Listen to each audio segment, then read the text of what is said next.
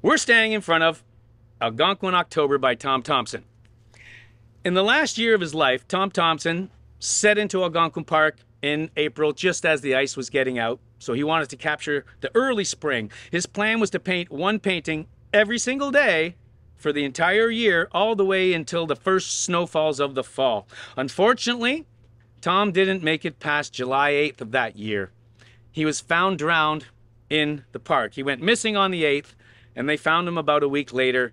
His body came to the surface. Now, the strange thing about it is that both his paddles were lashed into his canoe as if he was on a portage, which means there might have been some foul play, because if Tom Thomson was actually paddling the canoe, there would have been a third paddle.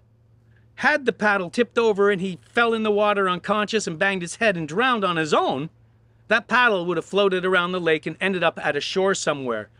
When Tom went missing, that didn't happen. So his friends knew something was wrong right away, and they set out search parties all around Canoe Lake. They searched that lake high and low, every bay, every nook, any cranny. They did not find a floating paddle on its own. And the fact that I call this the missing paddle, because he couldn't have been in his canoe paddling if they were lashed, the other two canoes were lashed in. Speculation is something really bad happened to Tom, and he was put in his canoe, and the canoe was then dumped over, because the canoe was found the same day, but that missing paddle never did show up.